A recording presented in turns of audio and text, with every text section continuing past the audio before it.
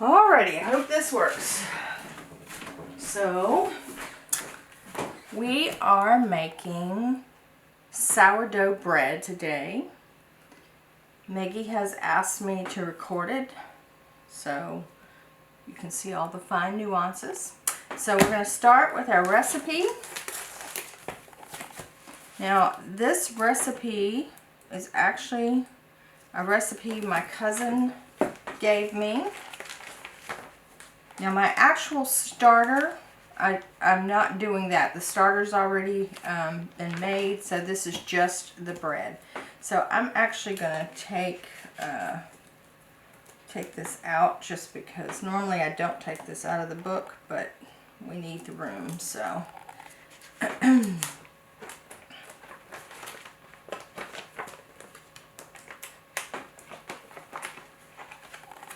We'll keep it in its sheet protector here so it's easily wiped down. Okay.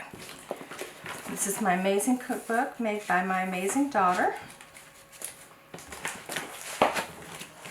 All right.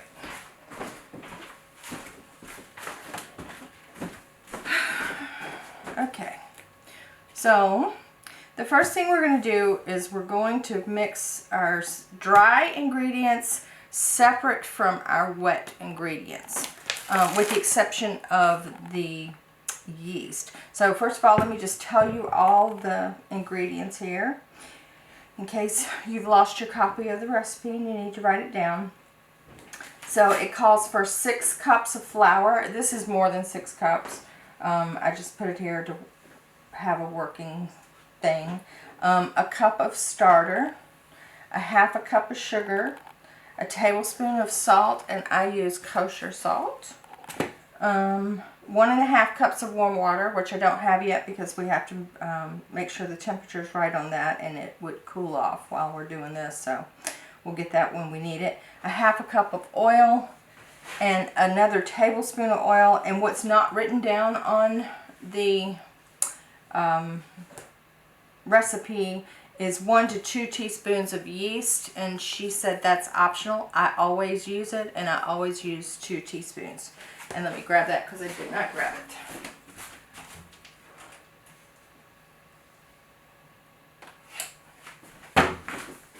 So I've got Fleischmann's Instant Dry Yeast. Alrighty, so we'll put that there. So it says to mix together the flour, sugar, salt, water, and oil. I don't do it that way. I mix all of my dry ingredients except for the yeast and all of my wet ingredients, and then I slowly add the wet in. So we're going to start off. Oh, and I need a rubber.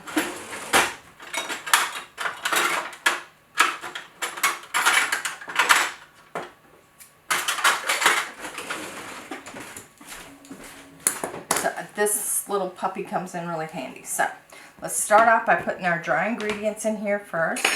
So it says 6 cups of flour. What we're going to do is put 5 cups of flour in and hold the 6th cup back in case we need it. Sometimes we need it, sometimes we don't. I guess it depends on the humidity. So if you start out with 5, and then you can add the 6 as you need it. So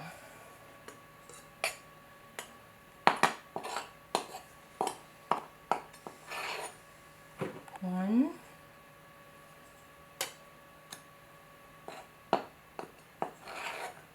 two,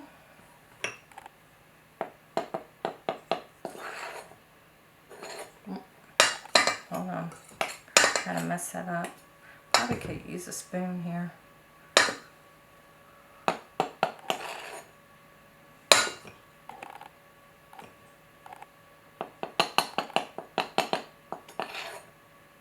Three,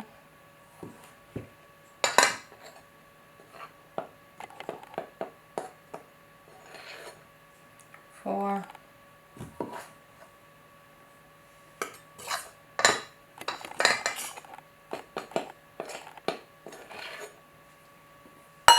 five. Okay.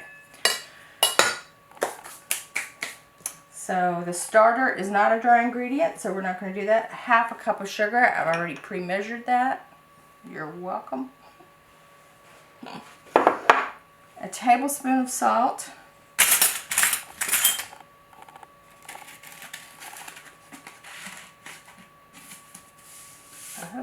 if I've got quite enough in here. Yep, we're good. Ooh. Okay. And then the rest is wet ingredients, water and oil, and then of course the yeast and the starter. So I go ahead and I mix up my, oh, I need my, so I mix up the dry ingredients.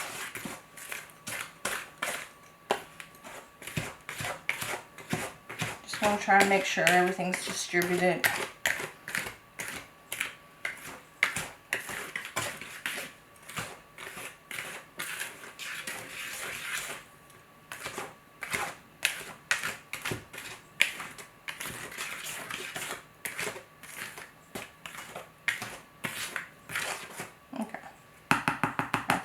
Mixed. And we're going to set that aside, and now we're going to mix our wet ingredients. So we're going to start off with our cup of starter, which we have here, and you can see it's got the consistency of glue or maybe melted ice cream or something. Oh, it smells so good.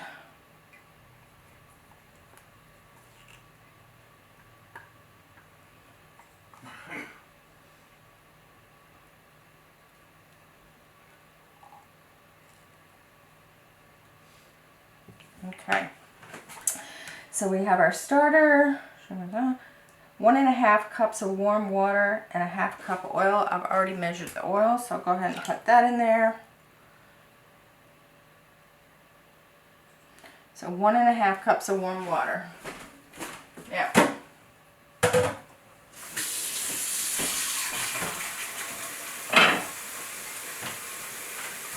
here's the trick with the warm water. I'm letting the warm water run. You don't want it too hot. At a temperature of 140 degrees, the hot water will kill the yeast, and we don't want to kill the yeast because we want the yeast to make the bread rise. So I recommend having your water between 110 and 120 degrees. So I have this little cooking thermometer here, and I'm just running hot tap out of the spigot. And what I do is I put a little bit of water, I'm not even measuring it yet, and I just go ahead and put the thermometer in there, and it's at 95 degrees. So I know it's not hot enough. I need to turn the hot water up.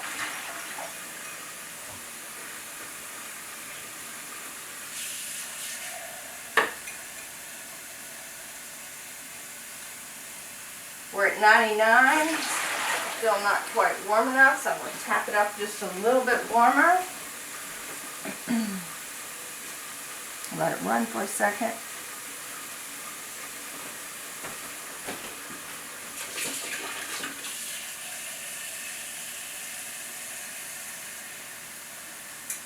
Still not quite there. Yeah, it's between 99 and 102, so I'm letting it run some more. I'm tapping it up a little hotter, making the hot a little hotter. And you can also mix some in the, put some water in the microwave and then put some cold water in your measuring cup and just add the hot water until you get it to the right temperature. I prefer doing it out of the spigot. It's easier once you get the temperature right.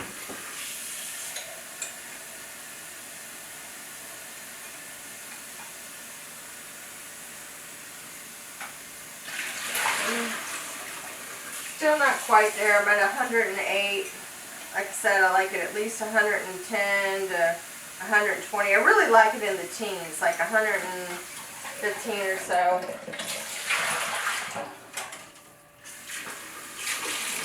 Just not getting, I'm not bumping it up hot enough, so there we go. Okay, so I've got a cup and a half at 117 degrees. So that should be good. So I'm going to pour that in there. And as I said, the other ingredient that you add in to the wet stuff is the yeast. And the reason we put it in with the warm water is the warm water will activate the yeast. The recipe says 1 to 2 teaspoons. I always do 2.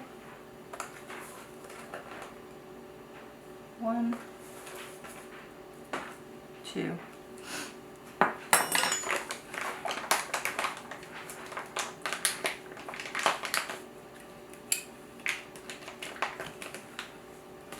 And I don't really overmix this at first. I just sort of let it get in there and get the yeast a little wet, and then just sort of leave it alone. Let it activate the yeast and do its thing. Okay, so let that sit for just a second or two. It doesn't have to sit for long. And then the next thing we're going to do is we're going to take our flour and kind of make a well in the middle of it.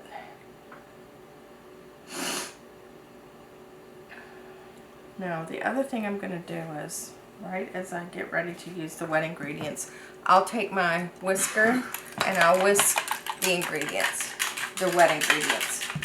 So just whisk it a little bit, make sure the yeast is, it kind of likes to sit on the sides of the bowl. Come on, jump in there. So just whisk it and just pour a little bit into that well. And then what I do is I take my rubber spatula here and I just sort of bring some flour into the wet. My grandma used to do this with her hands when she made biscuits. She would have her flour in there and she'd build her little well and she'd get her buttermilk in there and she'd get in there and just really get her hands in it.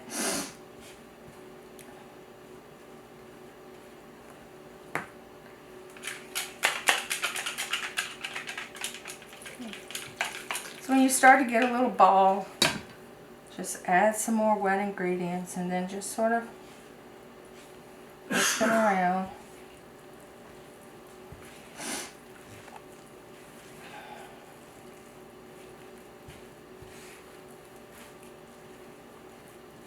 Now, I think, Maggie, I think you have one of those big nice, well, I know you do, one of those big nice KitchenAid mixers and stuff, so you could probably do this with your bread attachment, you know, the bread kneading attachment. Oops.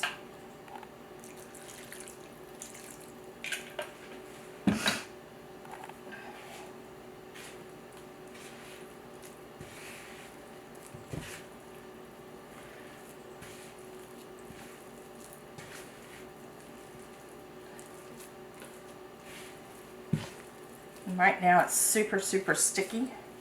Oops, that's not good. I have to remember to take that apart when I wash it.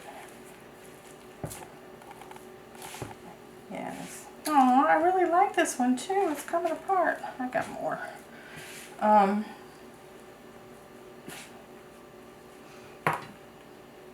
So the consistency that you want your ball of dough to be is not too sticky. You want it where it's a nice ball of dough and you're not getting a ton of it sticky to your hands, like you don't want that gooey whatever. So once we get all our wet ingredients in here, we mix them with our dry and get all that mixed together. If it's too wet, we can add more flour. Because remember, we were holding back. It called for 6 cups and we were holding back and only using 5. Now, I find what I did today is I measured it really precisely. I don't always do that. Sometimes I just scoop it and it's like, close enough. And when I scoop it and it's close enough, I don't normally have to add extra flour in here. So when I'm using very precise measurements, like the fact that you can see this is way too gooey. It's way too sticky. It's way too wet. And that's not something that we can knead into a nice ball. So we're going to have to add more flour. So just a little bit, just kind of put it on top there.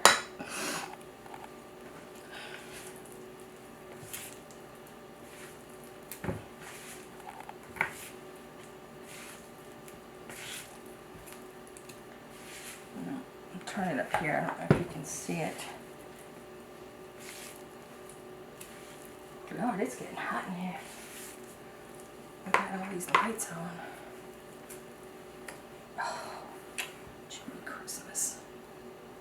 Okay, you know what? We're gonna switch this.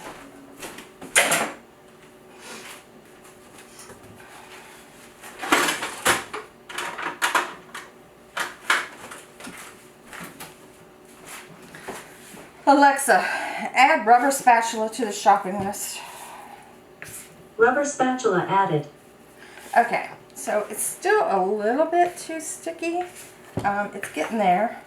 So I'm just going to add a little bit more flour, not too much. Don't want to get it too dry because I don't want to add water in here. I just want to get it just right. So just go easy, you know. Add if you need to add extra flour, you want to do it a little bit at a time. You don't want it to get too dry. Okay, yeah, I wouldn't add any more. Okay, so you can see now it's actually a little dry looking, but that's okay because we have to knead it. So it says to form into a ball, cover with a tablespoon of oil. I actually knead this for a few minutes. Oh yeah, I'm sorry. It says knead for 5 to 10 minutes and then put it, okay. Alright, so it's a little bit dry, so here's what we're going to do. Put our recipe over here. We're going to, I got this nice dough, I don't know what you call it, a dough mat or whatever. I ordered it off Amazon. I really love this puppy. So I put a little flour here, put a little bit in my cup there, and kind of spread it there. And I take my ball of dough. Now, the recipe says to knead it for 5 to 10 minutes. I don't do that. I mean, sometimes I set the timer just to make sure, you know, I don't go over, but the whole idea here is just to get it into a nice ball that's not too sticky, that's just got the right consistency, and so I just don't feel the need to time it. Sometimes if you over knead it, you're gonna screw up your the way it rises and stuff. So I just make sure it's in a ball. See, it's really not sticking to my hands. So I've got a really good consistency here. If it's, when you're kneading it, if it starts to get a little sticky, just take a little flour and put it on top and just keep going.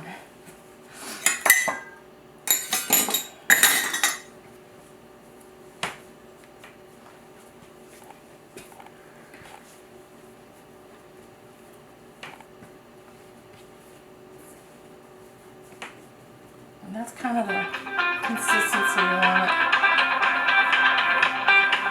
That's Papa. I'll turn him back.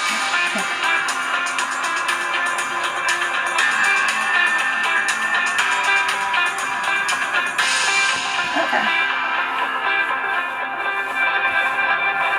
So we have a nice ball here. Now there was another ingredient on that list, and it was 1 tablespoon of oil. I don't really measure that. What I do is I take a little bit of oil and I put it in the bottom of the bowl here. Just a little bit. Kind of roll it around there. Chance in there. Just sort of get the bottom of the bowl oily. And then I take my ball. Now, I don't like having those cracks in there. I want it to be, you know, a consistent ball. So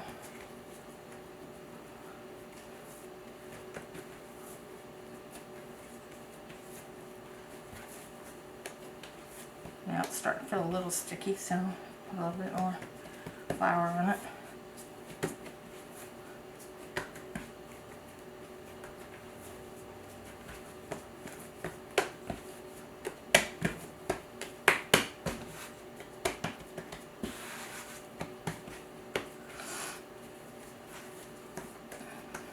Alrighty, so I think we have a nice ball here. We'll put it in the bowl and then pour a little bit more oil on top. And the point of the oil on top is so that when it rises, it doesn't crack. So you want it to crack.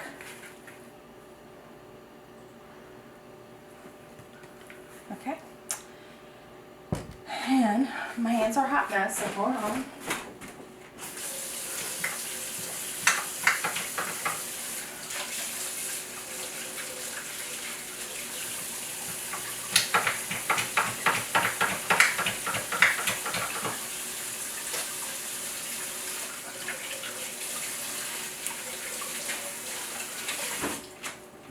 Okay, so got the oil off my hands, and then we take a nice cotton tea towel and lay it over the bowl, and then it says to let it rise. Cover the cotton. This is let it stand all day. Usually after about 3 to 4 hours, this puppy is up to here, and that's plenty high for me. So you basically want it to double in size. You can see here that it's, you know, down less than half of the bowl. So I figure once it starts breaching the edge of the bowl, that it's risen plenty. And then at that point we will knead it, and then this will make 3 different loaves. So for now, we're going to cover it, and I also use this light to keep it warm. It's just a little desk lamp. It clips on, and so I will set the bowl here where the light can shine on it, and it'll keep it nice and warm and just really give it a nice good environment for that yeast to get to working. So that is the first step. Okay. Now for the next step in our bread making. Alexa, how much time is left on my timer? You have 1 hour and 5 minutes left on your bread timer. Okay. So I think I set the timer for 5 hours, maybe 4. But you can see that the bread is starting to breach the top of the bowl, and it has definitely more than doubled in size. If you punch your fist down in it, it'll punch a hole in it. Before I do that, before I put my hands on the dough, I want to go ahead and get the bread pans ready. So all I do with these is I spray them with some non-stick spray.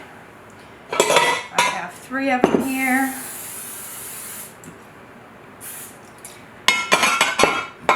Oops, you know what? I'm going to move. This is Ethel. Ethel's been fed today. You can see she's nice and bubbly. And she smells amazing. So I'm going to put Ethel over here before I knock her in the floor.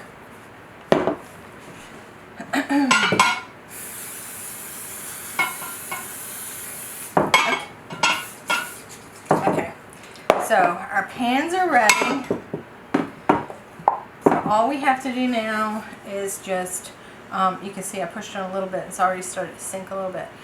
We're going to knead this for just a little bit, and then we're going to divide it into 3 loaves, and then let the loaves rise for another 3, 4, or 5 hours until they breach they make the nice round top of the pan. So I'm going to put her fist down in there, and you can see it just sinks.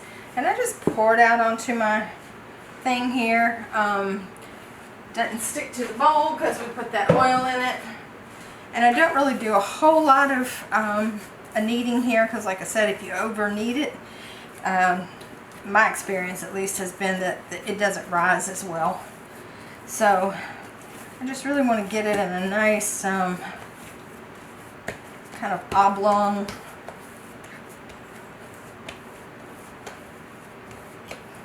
section here, and just try to cut it in 3 equal parts. Completely eyeball that. Yep, that's about the same. They're all about the same. This one feels a little heavier. Oh yeah, that feels about the same. That feels maybe a smidge. Yeah. So you want them to be about the same. Now it's starting to stick a little bit, so what I'm going to do, I'm not going to put any flour here. I'm going to put just a little bit of non-stick spray here on my my mat. And this kind of reminds me of the same consistency as like pizza dough when you're fixing like a Chef Boyardee pizza. And I just kind of, you know, shape it into a kind of a ball. I try to get rid of all the little creases in it.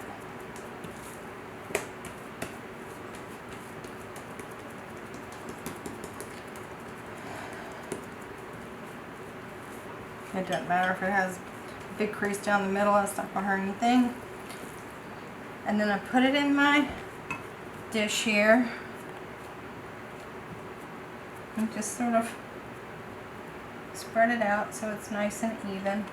And then we're going to let that rise. So we're going to do that for all 3 pans.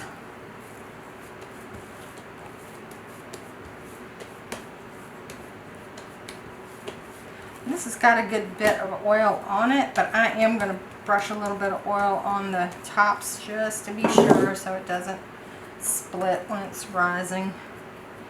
It's probably fine. Probably don't need it, but it ain't going to hurt anything, so.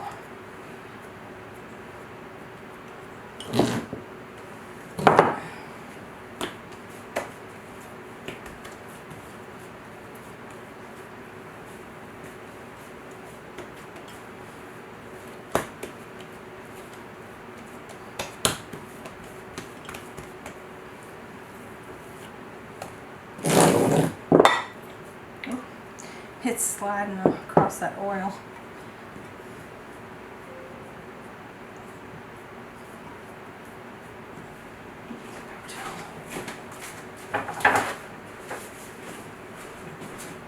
Get that oil off the bottom of that before it slides off here. So yeah, it's good. Yeah.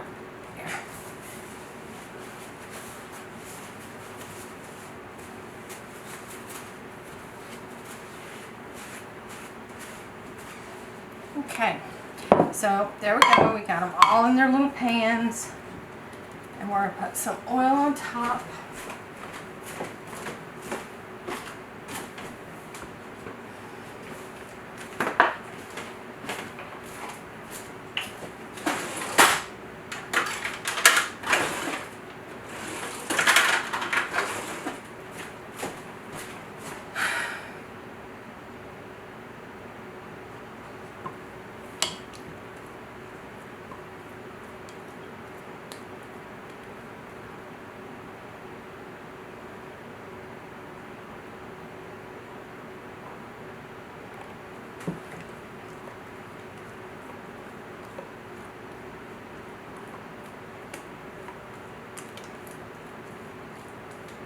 Okay, so we got the tops oiled, and we're going to cover it back up with our little tea towel here. And Alexa, cancel all timers. Canceling all your timers. Alexa, set bread timer for 4 hours. Break timer, 4 hours, starting now. Alrighty, so that is the end of that section. And then when this is done rising And again, I just wait for it to kind of breach the top and make that nice little rounded dome at the top. I'll cook these. I'll go back and look at the recipe. I think it's 325. I use my convection oven for that, so it browns it all the way around. And I have found with my stove exactly 23 minutes works perfectly. So see you again in about 4 hours. Alrighty. Okay, so let's see how much time we have left on our timer. Alexa, how much time is left on my timer? You have 45 minutes left on your bright timer. My bright timer, because she doesn't understand my accent. Okay, I can't remember. I think I set that timer for 4 hours. And so we're going to take a look here in just a second. Those are not the right ones. So it says bake at 350 for 25 minutes. As I mentioned, I bake it at exactly 23 minutes because that's the perfect time. So I just want to take this off and let you see where we're at. So the bread's been rising for I think 3 hours and 15 minutes, and it has risen above so we have that nice little dome top. And I don't want it to rise too much. Sometimes I forget about it and let it rise, and it'll go over the side. So this is perfect. So we will put them in the oven for 23 minutes each, and I'll show you what they look like when they come out. Okay, Alexa is alarming. Alexa, stop. So we're going to take our first loaf out. Ooh, it kind of fell. I've not really had this problem before.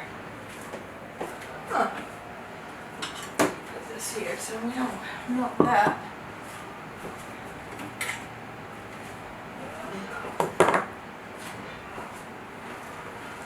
Okay. So, interestingly, it kind of fell a little bit. That's unusual. I haven't had that problem before. But we want to make sure it's done all the way through.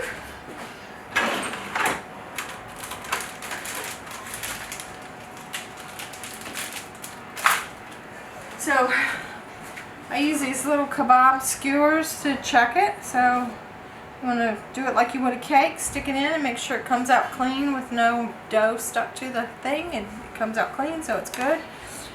I'm a little surprised it fell a little bit, but it shouldn't affect the taste, so it should be fine. So I'm going to let this one cool. And the other thing I do is I don't cook all the loaves at once. I cook them one at a time. And that's so that the oven's on convect, and being on convect will, blow the air around and stuff, so it cooks more evenly. And not having all of them in the oven at one time, that way it doesn't block the airflow or whatever. It can just, all the air can circulate around this. So we have one loaf done, and now we're going to put the next loaf in.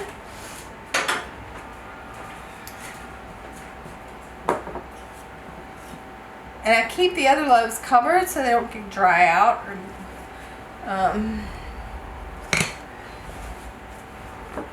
This one's not hot, so I don't have to wear the thing. Okay, Alexa, set the timer for 23 minutes. Second timer, 23 minutes, starting now. Okay.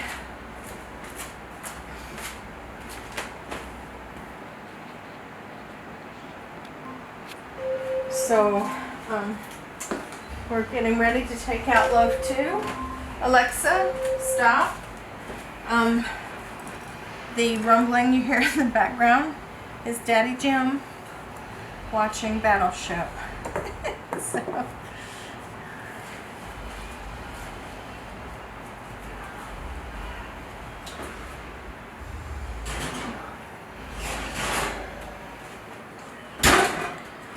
Alrighty.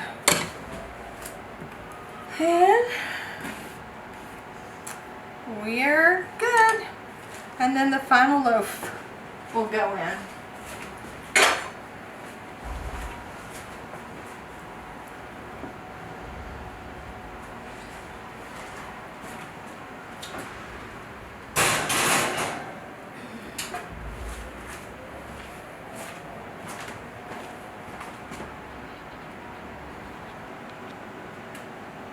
Alexa, cancel timer. Okay, so this is our third and final loaf. See how we did.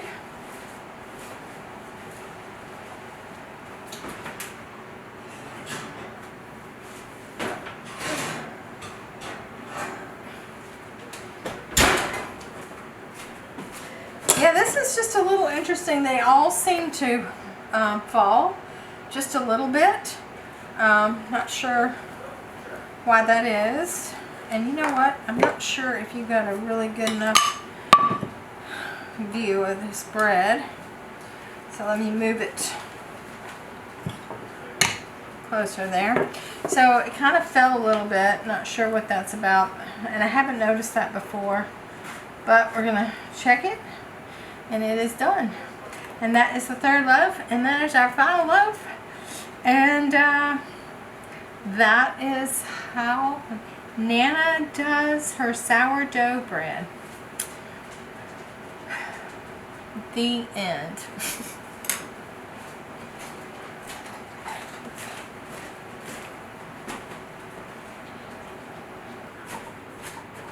P.S. One more thing. I forgot to show you how easily this just pops out of the thing. I don't have to really do much of anything to it. This is the first loaf, so it's nice and cool. Anyway, I let them just sit out and cool until I'm ready, you know, to cook dinner. And that's how easy it comes out. So, there's the loaf of bread, and I like to cut them kind of thick. It does have a tendency to be real crumbly and stuff. So they cut better once they've been cool. So what I'll do is, I actually will probably use some of this for dinner tonight. But after that, I'll put all 3 loaves in a Ziploc bag in the refrigerator. Actually, they're a little bit, when they're fresh out of the oven, they're a little bit too big for a gallon Ziploc. So I'll wrap them in saran wrap and then put the bag, the saran wrapped loaf inside of a Ziploc bag. And then once you cut off the first couple pieces, then you can easily Ziploc it. But that way it keeps it nice and moist and it doesn't dry out. And what I do with these, I cut them for sandwiches. They make amazing grilled cheese sandwiches or grilled ham and cheese sandwiches. Amazing. They're great for garlic bread. If it starts to get a little dry, if I haven't used it up, and it's definitely 3 loaves of bread, it's a lot, so we won't eat it all. So what'll happen is I'll usually end up giving some away, but when it gets kind of stale, a little stale, what I'll do is I'll cut it up and put it in my dehydrator and dry it out, and you can have nice little like toast. You can dry it out and use it for toast, for like toppings and stuff. What do they call that? I forget the name of it, but it's like I can't think of the name of it now.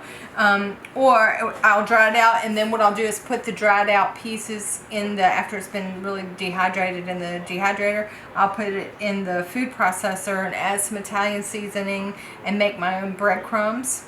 And then I put the breadcrumbs in a mason jar and put them in the fridge. So it's really good for breadcrumbs. It's like Melba toast is what I'm trying to think of, although it's lighter than that. It's not as dense as that. So you could put it in the dehydrator and then just put some, oh, I don't know, maybe some,